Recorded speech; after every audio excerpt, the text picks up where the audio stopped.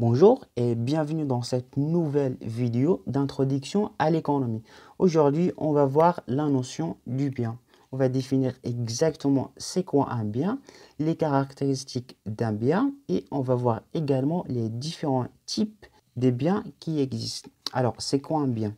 Un bien est défini comme tout ce qui est utile, disponible spontanément dans la nature et qui répond à la satisfaction d'un besoin. Et l'aptitude du bien à satisfaire le besoin est appelée utilité. Mais si certains biens sont libres, c'est-à-dire existent en quantité illimitée, par exemple l'air dans la nature, mais la majorité des autres biens sont le fruit ou bien le résultat d'un travail fourni. C'est ce qu'on appelle un bien économique. Donc un bien est dit économique s'il répond aux trois critères suivants. Premièrement, l'utilité ou bien l'aptitude de satisfaire un besoin. Cette caractéristique est relative car elle dépend du temps et de l'espace. Par exemple, aujourd'hui, le pétrole est un bien économique, mais auparavant, le pétrole n'était pas un bien économique. Avant l'invention du moteur à explosion, il n'y avait pas l'utilité d'utiliser le pétrole. Donc, les relatifs liés au temps. Deuxième critère, la disponibilité. C'est la possibilité de se procurer de ce bien en tout temps. C'est-à-dire la possibilité d'utiliser ce bien ou bien d'avoir accès d'utiliser ce bien au moment qu'on le veut. Troisième critère, c'est la rareté. Un bien qui est disponible en quantité illimitée n'est pas un bien économique. Un bien économique, il faut être rare. Par exemple, l'air. L'air existe d'une manière ou bien en quantité illimitée dans la nature.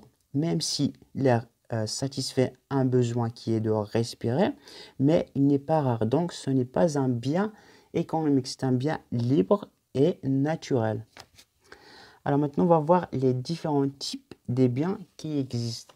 Alors, on a les biens de consommation. Les biens de consommation, c'est des biens qui permettent de satisfaire immédiatement les besoins du consommateur, c'est-à-dire les vêtements, les bijoux, les meubles, les nourritures. Donc, c'est des biens qui satisfont immédiatement les besoins. Biens de production, c'est des biens qui permettent de produire d'autres biens et qui ne sont pas détruites à la première utilisation. Il s'agit des biens d'équipement, les machines, les bâtiments, les équipements, etc. Les biens finaux, c'est les biens qui sont consommés par le consommateur final. C'est-à-dire, un bien final, c'est le consommateur qui consomme. Donc, c'est des biens qui sont destinés à la consommation finale. Par exemple, vélo, machine à laver, CD, audio, etc. Les biens intermédiaires, c'est des biens qui sont les produits bruts utilisés par l'entreprise. Et dans la transformation et la combinaison avec d'autres produits dont naissance à un bien de production, à un bien de consommation. Les biens intermédiaires, c'est-à-dire les matières premières ou bien les autres biens que l'entreprise achète pour produire d'autres biens. Bien tout simplement, c'est des biens qui entrent dans le processus de fabrication d'autres biens. Pour les biens complémentaires, c'est deux biens conjoints qui sont utilisés pour satisfaire le même besoin. Par exemple, le thé et le sucre, la voiture et le carburant. Par exemple, pour que la voiture roule, il faut le carburant. Sans carburant, la voiture ne va pas rouler. Donc, pour consommer la voiture, il faut consommer encore une fois le carburant. Donc, on utilise ces deux biens d'une manière conjointe. Alors, pour les biens de substitution, ce sont des biens dont une variation de consommation de l'un peut être compensée par une variation inverse. C'est-à-dire les biens de substitution, c'est des biens qui répondent aux mêmes besoins. Mais on peut consommer l'un et ne pas consommer l'autre. Par exemple, le bus et le taxi. Donc, le bus et le taxi, c'est des moyens qui répondent aux besoins du transport. Mais on peut utiliser soit le bus, soit le taxi. L'un peut compenser l'autre, contrairement à des biens complémentaires. Pour les biens privés, c'est des biens utilisés à titre individuel pour satisfaire un besoin. C'est des biens qu'on achète à titre individuel pour qu'ils soient consommés d'une manière personnelle.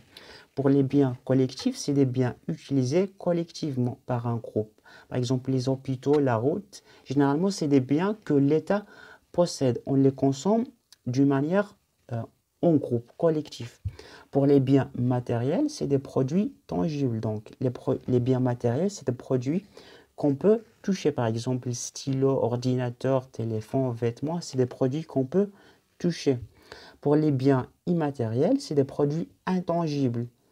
Ou bien c'est des biens qu'on ne peut pas toucher. Ou bien en général, c'est des services. Donc, un service, c'est un bien immatériel.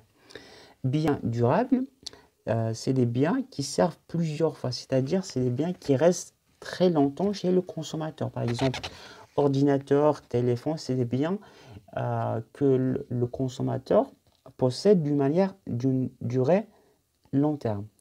Pour les biens non durables, c'est des biens qui sont détruits à la première utilisation. C'est-à-dire, c'est des biens qui sont détruits dès la première consommation. Par exemple, quand on achète un café, on le boit, ça y est, c'est fini. Donc, on le boit, c'est terminé. Alors, donc voilà les différents types de biens qui existent. Alors, pour conclure tout ce qu'on a vu jusqu'à maintenant, on a vu que on a défini un bien, c'est tout ce qui est utile, disponible, qui répond à un besoin. On a vu également les caractéristiques ou bien les critères pour qu'un bien est dit économique. Il y a 3 critères, l'utilité, la disponibilité et la rareté.